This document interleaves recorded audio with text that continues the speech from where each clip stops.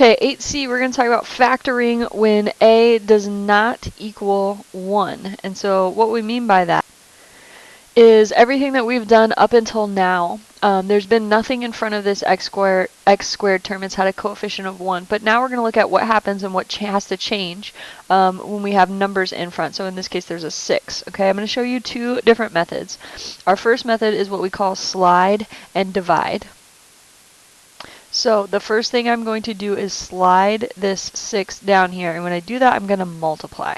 Okay, so I'm going to rewrite this as x squared minus 19x, and now plus 90, because 6 times 15 is 90. So I slid it down, and then we're going to factor just like we've been doing. So I'm looking for things that multiply to 90 and add to negative 19. All right, well, what numbers multiply to give me 90? I could do 3 and 10, but that would add up to 3 and 30, but that would add up to 33. 9 times 10 would give me 90, and that's actually what's going to work, because negative 9 times negative 10 would be positive 90. Negative 9 plus negative 10 would be negative 19. So I have my two factors, and it's going to be x minus 9 and x minus 10. Our second step then is going to be to divide and simplify. So at the very beginning, we slid this 6 down here by multiplying. Now we have to undo that, okay? So we're going to divide by 6. So I'm going to divide both things by 6, and I'm going to simplify the fractions as much as I can.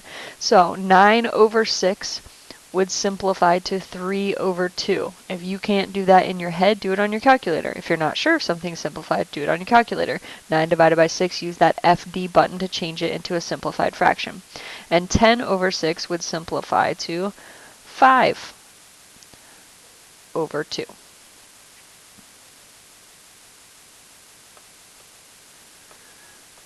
Or, I'm sorry, 5 over 3.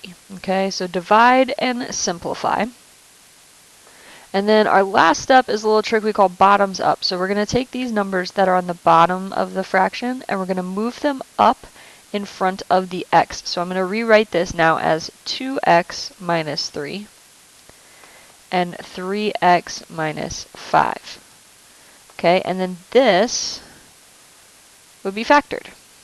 Okay, so that last step is we're going to take the bottom of the fraction, move it up in front of, and make it the coefficient of the x. Okay, so we'll go through a second example. Okay, again, first step is to slide this down. So now I have a squared plus 3a plus 2, because I multiplied 2 times 1. And then I'm going to factor, so I need numbers that multiply to 2 and add to 3. Okay, that's going to give me positive 2 and positive 1. So my factors then are a plus 2 and a plus 1. Okay, slide and factor. Then divide and simplify. So at the beginning we multiplied by 2, so now we're going to divide by 2. Alright. 2 over 2 just simplifies to 1, and 1/2 is already simplified. And then last step is always bottoms up. So my factors are a plus 1 and 2a plus 1. Okay, so now we're going to flip over, and same problem again, but I'm going to show you a second method. And just like everything, when I show you different methods for stuff, you pick the one that makes the most sense to you. So in this method, we are going to rewrite and group. So the first thing I'm going to do is fill in my puzzle, okay, and I'm just going to, in my head, kind of multiply 6 times 15. So 6 times 15 is 90, so I'm looking for things that multiply to a times c. 6 times 15. Multiply to 90 and add to b. So still same thing here. Okay, multiply to 90, add to negative 19 would be negative 9 and negative 10. Then what we're going to do is we're going to rewrite the middle term using these factors. So instead of putting these in parentheses, I'm going to take my problem, I'm going to leave this 6x squared, and this negative 19x I'm going to change, and I'm going to write it as negative 9x minus 10x. And then I still have the plus 15 at the end. So I took this negative 19 and broke it apart into the two factors. So then I have 4 terms here, so I can factor by grouping. Okay, so there's one group, there's another group. The greatest common factor here would be 3x, so I am left with 2x minus 3. Greatest common factor here is going to be -5, so I'm left with 2x minus 3. All right, one factor is the inside, one factor is the outside. Okay, so we rewrite that middle term and then factor by grouping.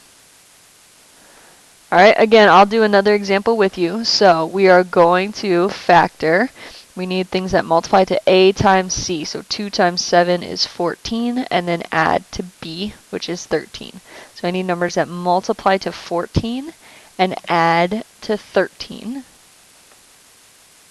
I'm sorry, this should be negative 14 because this is negative 7. 2 times negative 7, negative 14. So multiply to negative 14, add to positive 13. Okay, that is going to end up being positive 14 and negative 1. Those would multiply to negative 14, add to positive 13. So I keep my first term the same. I rewrite the middle term using these factors. So this is plus 14b minus 1b, and then I still have my minus 7 at the end. Then I factor by grouping. Greatest common factor of this term would be 2b, and then I would be left with b plus 7. Greatest common factor here is going to be negative 1 because I want my parentheses to match and this to be b plus 7. Okay, so then I have two factors. One is what's inside, b plus 7. One is what's outside, 2b minus 1. Okay, so you have some more examples there. I want you to do all of the examples using both methods. So I want you to flip back, do all of the examples, slide and divide, then come back on this page, do all of the examples with rewrite and group. Because I want you to practice both of them so that you can kind of figure out which one you like better, and then we'll go over answers to all of those examples in class.